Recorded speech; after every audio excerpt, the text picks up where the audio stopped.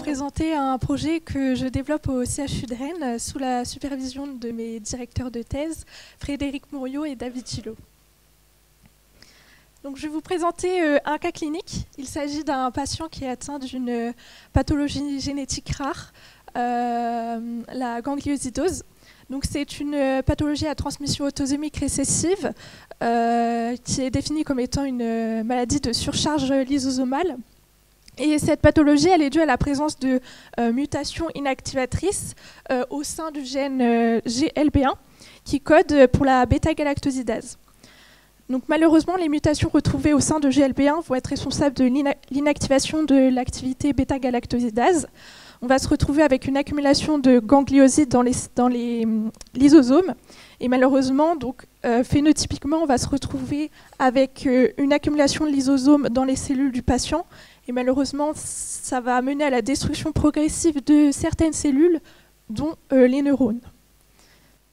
Ce patient, il a été diagnostiqué en 2019 au CHU de Rennes par séquençage d'exome, réalisé par Christelle Dubourg.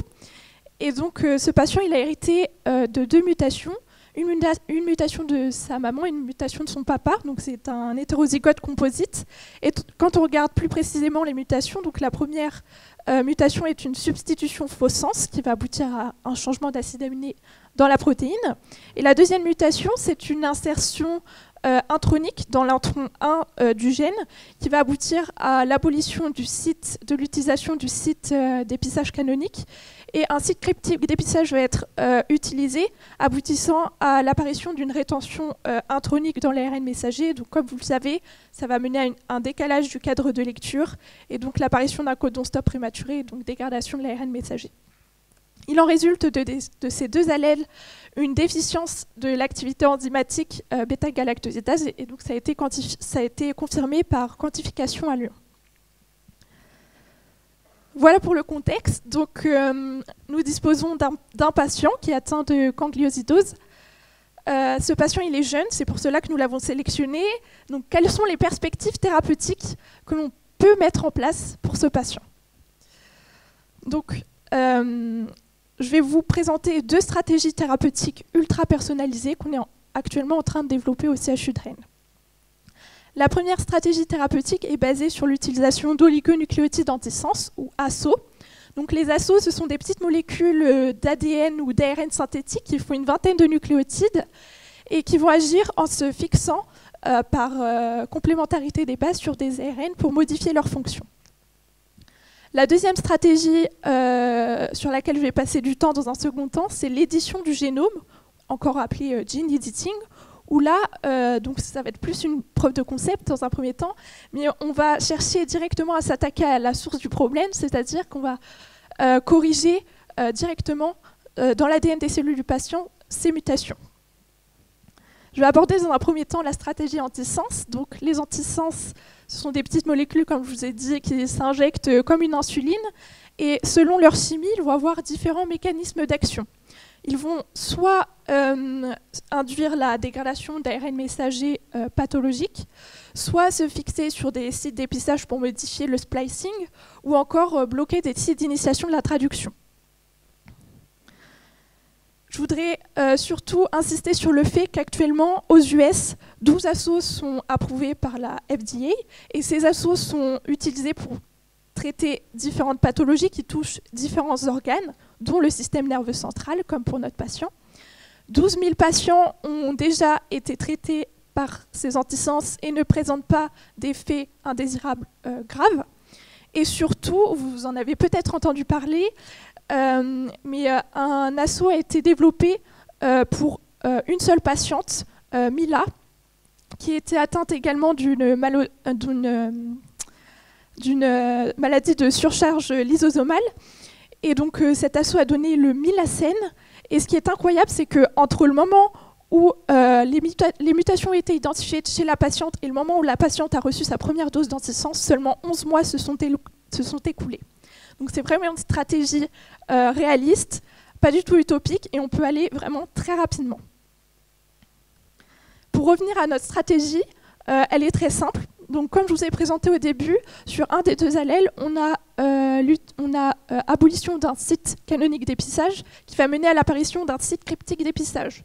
Nous, ce que l'on souhaite faire, c'est masquer ce site cryptique d'épisage à l'aide d'antisens pour forcer la machinerie de splicing à rétablir un épissage canonique correct, E1, E2, qui va coder pour une protéine fonctionnelle. La deuxième stratégie vise à masquer le premier codon start localisé dans l'exon 1 pour forcer le ribosome à utiliser le deuxième codon start dans l'exon 2 et pallier aux effets indésirables dus à cette rétention intronique. Donc cette fois-ci, on obtiendra une protéine tronquée. Donc nos premiers résultats obtenus avec les assos se sont révélés infructueux puisque nous avons utilisé la mauvaise chimie. Actuellement, nous sommes en train de réaliser de nouveaux tests avec une nouvelle chimie. Je vais passer maintenant à la deuxième stratégie, l'édition du génome. Donc si on réfléchit en termes d'efficacité, quel serait l'outil idéal pour réaliser du gene editing? Dans un premier temps, il nous faudrait un outil efficace qui puisse corriger un grand nombre de cellules qui présentent le défaut génétique.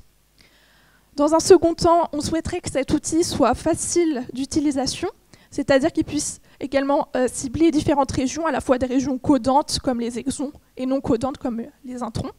Et on souhaiterait également que cet outil soit ultra spécifique, c'est-à-dire qu'il ne cible qu'une seule région dans le génome, sans effet indésirable ou sans effet off-target. Et cet outil, il existe, vous le connaissez tous, c'est l'outil CRISPR-Cas9. Donc vous connaissez probablement l'outil CRISPR-Cas9, le CRISPR Knockout, qui permet de casser le cadre de lecture par génération d'indel.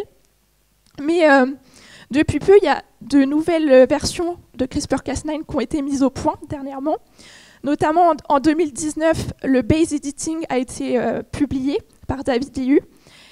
Donc le principe du base editing, encore appelé CRISPR 2.0, c'est que l'on va pouvoir modifier très précisément sur le génome un nucléotide. Cependant, on est limité puisqu'on ne peut réaliser que certains types de substitutions. La troisième stratégie, le troisième outil qui a été publié en 2019 par David Liu également, c'est le prime editing, encore appelé CRISPR 3.0, où là, on va pouvoir modifier le génome de manière beaucoup plus souple. On va pouvoir, donc je vais vous présenter cet outil, on va pouvoir à la fois ajouter des nucléotides jusqu'à plus 40, en enlever jusqu'à moins 80 paires de bases et également réaliser des substitutions. Et c'est cet outil que l'on développe au laboratoire pour pouvoir tenter de traiter ce patient. Comme vous le savez, dans les pathologies génétiques, la plupart des variants que l'on rencontre, ce sont soit des substitutions ou soit des insertions ou des délétions qui sont de courte taille, inférieure à 30 paires de bases. Et ces trois catégories de variants, ils représentent 89% des variants génétiques que l'on rencontre dans les pathologies génétiques. Donc en théorie, sur le papier, 89% de ces variations génétiques peuvent être corrigées. C'est énorme et ça offre des perspectives inespérées pour les patients. Est-ce que c'est un succès? Oui, puisque le 26 juin 2021, pour la première fois, l'outil CRISPR-Cas9 a été injecté chez 6 patients atteints d'amyloïdose. Pour le prime editing, donc le CRISPR 3.0, on est encore au stade d'études précliniques sur les souris et sur les primates, mais c'est d'ores et déjà efficace pour traiter, vous voyez par exemple, des pathologies du foie ou des yeux. Donc ça va arriver très prochainement chez l'humain. Qu'est-ce qu'on fait concrètement au laboratoire? Donc, on a récupéré une biopsie de peau des parents et du patient. Cette biopsie de peau a été mise en culture au laboratoire de cytogénétique et biologie cellulaire. Donc, j'ai récupéré les fibroblastes que j'ai immortalisés sur la plateforme EPIC. Et ensuite, j'ai réalisé des tests fonctionnels. Donc, notamment, j'ai réussi à miniaturiser le test de dosage enzymatique bêta-galactosidase. Donc, comme vous pouvez le voir chez le patient, on ne détecte aucune activité enzymatique. Chez ses parents, on a une activité de 50% par rapport au contrôle, puisque les parents sont porteurs sains. Pour le gene editing, donc, nous allons partir des cellules immortalisées du patient. corriger le défaut génétique. Puis, dans un second temps, nous allons vérifier si notre outil est efficace par séquençage. Est-ce qu'on arrive à corriger avec efficacité le défaut génétique? Si c'est le cas, nous réaliserons ensuite des tests fonctionnels afin de vérifier que nous arrivons à restaurer une activité bêta-galactosidase. Et également, nous évaluerons le phénotype, c'est-à-dire est-ce que l'on arrive à corriger ce défaut et cette accumulation de lysosomes. Donc les expériences sont en cours. Ce que je voudrais que vous reteniez de ma présentation, c'est qu'actuellement au CHU de Rennes, on développe deux stratégies thérapeutiques complémentaires pour traiter un patient atteint de gangliosidose. Les expériences sont réalisées sur la plateforme EPIC au CHU de Rennes. Donc David vous présentera la plateforme dans quelques minutes. Et surtout, je voudrais que vous reteniez le potentiel formidable du prime editing qui, bien sûr, pourrait être largement utilisé pour traiter différentes pathologies génétiques.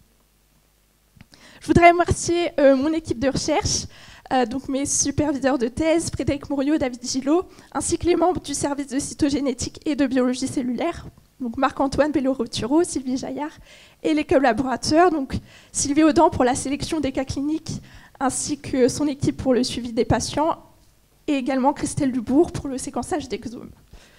Je vous remercie pour votre attention. Merci beaucoup Delphine pour ces perspectives optimistes. Il y aura sûrement des belles questions aussi derrière.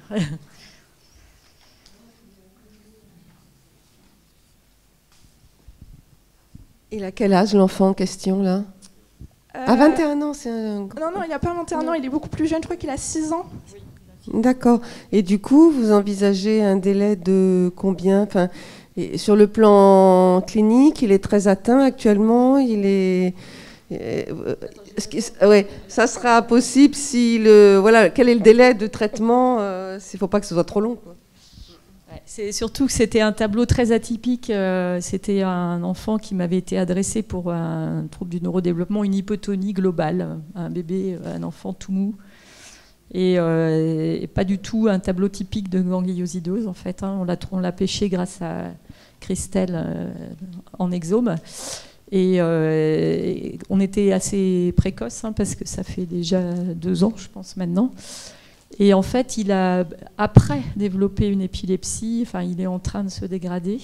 Mais il est relativement stable quand même. Et voilà, on a envie d'y arriver. Mais en fait, ce qui risque de vous prendre du temps quand même, c'est tous les aspects réglementaires, éthiques et tout ça. Comment vous allez gérer ça? C'est-à-dire, comme disait Christelle derrière moi, c'est pas une petite souris, donc comment vous allez faire? Oui, c'est une preuve de concept pour l'instant. D'accord, donc il va se passer du temps avant que vous puissiez avoir des autorisations de faire ça, quoi. Bon, c'était juste un commentaire au passage. C'est peut-être ça qui va durer le plus longtemps, finalement. Si on prouve qu'il y a celui qui a traité les PIK3, C3A, là, quand on prouve qu'il y a un grand, je pense qu'il y a des barrages qui peuvent être passés quand on prouve qu'il y a vraiment une grande efficacité. Vous avez dit que ça s'injecte comme l'insuline, c'est ça? Pour les antisens, oui. Alors, comme nous, on veut plutôt atteindre les neurones. Bah oui, c'est ça, c'était le sens de ma question, en fait. Oui. Ça serait plutôt en intratécal. Oui, exactement. Non, mais malheureusement, pour lui, ça va peut-être pas servir à lui directement, mais bon, c'est... Donne pas un ARN résiduel normal qui fonctionne encore un peu, c'est-à-dire qu'il a vraiment une activité complètement effondrée, Oui, quand ça a été vérifié à Lyon, et puis moi j'ai obtenu les mêmes résultats, il y a vraiment 0 activité enzymatique. Ça a été du reverse encore biochimical.